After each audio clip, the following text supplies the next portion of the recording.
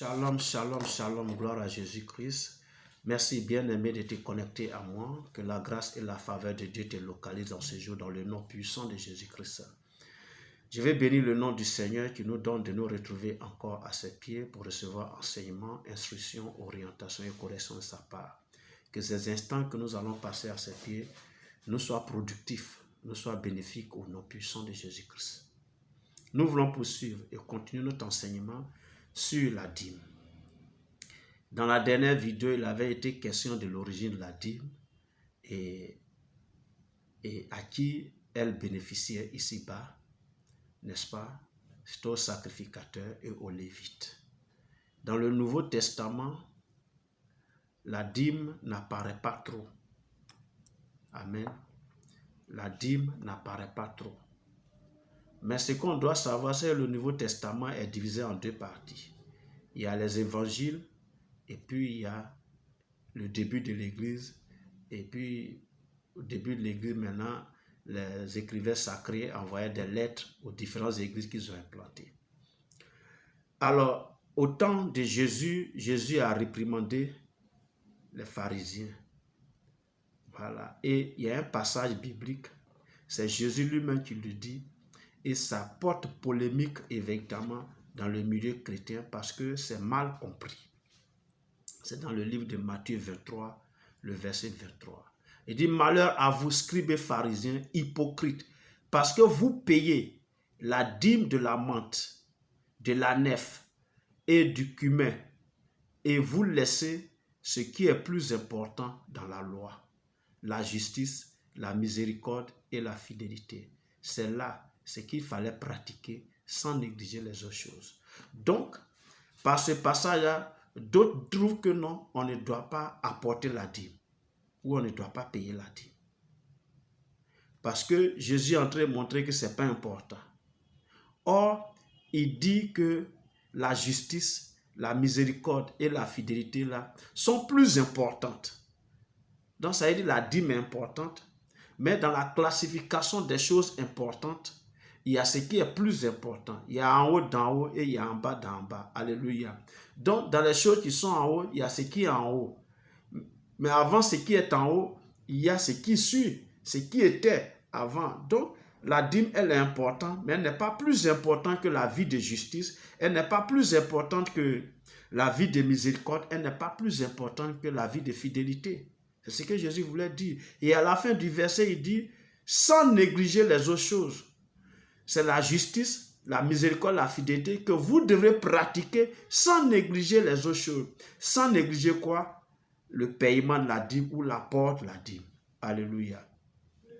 Les gens comprennent mal, malheureusement. Et sur cet aspect-là, ils s'appuient là-dessus pour dire que de nos jours, on ne doit plus payer ou apporter la dîme. Non, il n'en est rien. Alléluia. Au temps de Jésus, on ne parlait pas de dîme parce que le culte ancien était là, les pharisiens étaient là, c'est deux mains qui parlent, les scribes, et le sacrificateur était là, le culte ancien fonctionnait. Et Jésus est la parole de Dieu. Donc il ne peut pas aller contre la parole de Dieu. Il dit le ciel et la terre passeront, mais la parole de Dieu ne passera point. Donc Jésus ne pouvait pas demander qu'on lui apporte la dîme. Quand bien même que ce qu'on a lu dans Hébreux 7 là, hein, la Bible dit que ce Melchisédek-là, il était semblant au Fils de Dieu, donc à Jésus. Mais Jésus n'a pas réclamé la dîme. Parce que la dîme est consacrée aux sacrificateurs, est consacrée aux Lévites qui étaient là. Amen. Et quand même l'Église commence, les apôtres qui connaissent aussi la parole de Dieu ne pouvaient pas également demander aux fidèles de leur apporter la dîme. Parce que le culte ancien continuait. Les sacrificateurs étaient toujours là. D'ailleurs, ce sont eux qui les persécutaient. Donc, le culte ancien continuait. Et c'est pourquoi ils ont trouvé une autre manière de pouvoir pourvoir. Le peuple a trouvé une manière qu'on va lire dans le livre de Actes chapitre 2. Actes chapitre 2, on va lire au commencement de l'Église comment l'Église s'est organisée pour pouvoir survivre. Actes chapitre 2, on va lire les versets 44 et 45 qui disent quoi? Tous ceux qui croyaient étaient dans le même lieu et ils avaient tout en commun. Ils vendaient leurs propriétés et leurs biens et ils en partageaient le produit entre tous selon les besoins de chacun. Donc pour pouvoir survivre, ceux qui avaient des biens ont vendu ce qu'il fallait vendre. Mais ce qu'on pouvait consommer, ils apportaient directement. Quelqu'un a-t-il du blé, il envoie le blé. Quelqu'un a-t-il un champ, il n'a plus le temps pour aller dans ce champ, il vend son champ. A-t-il un bien qu'on peut vendre, il vend. Voilà, et ils ont apporté donc le fruit de ces ventes-là. Et ils ont commencé à partager. Ils ont commencé à partager ensemble. Voilà pourquoi on ne parle pas de la dîme dans le Nouveau Testament. Alléluia. Voilà pourquoi on ne parle pas de la dîme dans le Nouveau Testament. Et qu'on porte plutôt des exhortations, on encourage les gens à contribuer, à faire des offrandes, etc. etc. C'est qu'on va lever des offrandes en fonction des saints. On va faire des collectes dans toutes les églises pour pouvoir soutenir les saints. Voilà. Parce que le culte ancien continuait toujours. Alléluia. Mais sérieusement, de nos jours, ça se passe comment? Avant même d'en parler, je vais lire un passage dans le livre de Galates, Galates chapitre 6. Parce que souvent les gens parlent, mais ils ne comprennent pas beaucoup de choses. Galates chapitre 6. Après 2 Corinthiens, on a le livre de Galates. Chapitre 6, le verset 6. On va lire à partir du verset 6. Et je vais aller même jusqu'au verset 9. Que celui à qui l'on enseigne la parole fasse part de tous ses biens à celui qui l'enseigne. Ça, c'est dans le Nouveau Testament. C'est dans l'Église primitive que cela est. Celui à qui on enseigne la parole de Dieu, celui à qui on prêche la parole de Dieu, celui qu'on a fermi dans la voie du Seigneur, doit déclarer tous ses biens à celui qui l'enseigne. Il dit, ne vous y trompez pas, on ne se moque pas de Dieu.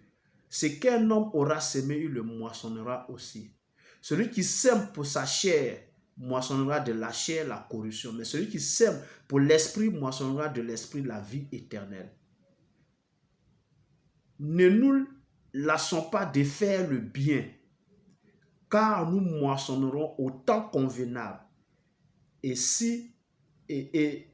Nous moissonnons au temps convenable si nous ne nous relâchons pas. Alléluia. Donc dans le Nouveau Testament, on encourage les gens à faire de la bienfaisance, à aider, à soutenir les pauvres, les veuves, les orphelins. Voilà, à les soutenir, à venir en aide. Parce que tous ceux qui acceptent Christ, parmi eux, il y a ceux qui sont socialement, financièrement aisés et il y a ceux qui ne le sont pas. Donc, il faut soutenir les autres. Et à leur temps, c'était ça. Parce que quand tu acceptes Christ, à leur époque, tu étais un cadavre ambulant. On peut te tuer pour ça. Ils étaient persécutés. Donc, les gens ne pouvaient pas travailler normalement. Alléluia. Les gens ne pouvaient pas travailler normalement. Et ça a duré pratiquement plusieurs siècles. Et voilà pourquoi on voit que beaucoup de chrétiens sont morts martyrs. Quand on lisait l'histoire des chrétiens primitifs, vous allez voir que beaucoup sont morts martyrs. Parce que tu ne pouvais pas accepter le Christ facilement. Ce n'est pas comme aujourd'hui, quelqu'un se lève et puis il dit « je suis chrétien » et puis il prêche sur les réseaux et puis ça ne va pas quelque part. À leur époque, ce n'était même pas possible. Alléluia. Bon, aujourd'hui, par la grâce de Dieu, la persécution, c'est vrai, ça existe dans certains endroits de la planète, mais la persécution n'existe plus comme à leur époque. Et le culte ancien n'est plus. Le culte ancien n'est plus. Ça aussi, c'est la réalité. Le culte ancien n'est plus. Amen. Le culte ancien n'est plus. Alors donc, la parole de Dieu demeure éternelle, demeure toujours. Alors il faut l'appliquer. Qui est le peuple de Dieu aujourd'hui? Ce sont les chrétiens. Qui sont les sacrificateurs aujourd'hui? Ce sont les pasteurs, les évangélistes, les prophètes.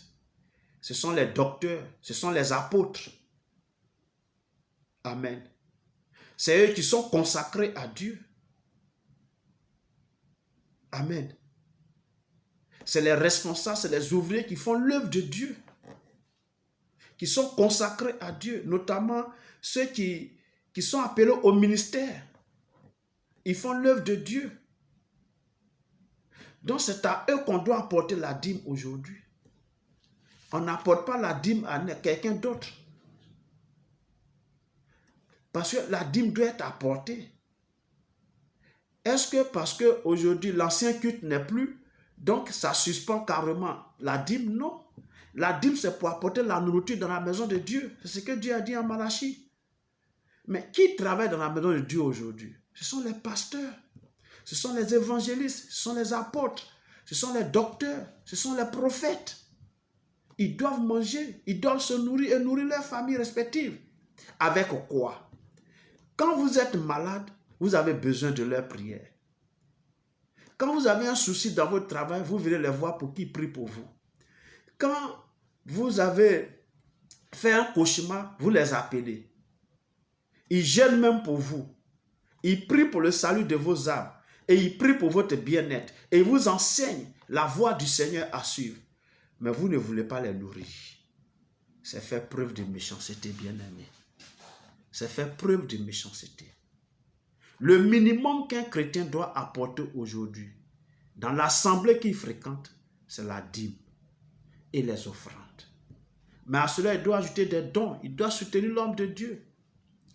Alléluia. Quand l'homme de Dieu, socialement, financièrement, il est à l'aise, Dieu, il est disposé à entrer véritablement dans le sanctuaire de Dieu et l'inspiration est là, comme on le dit.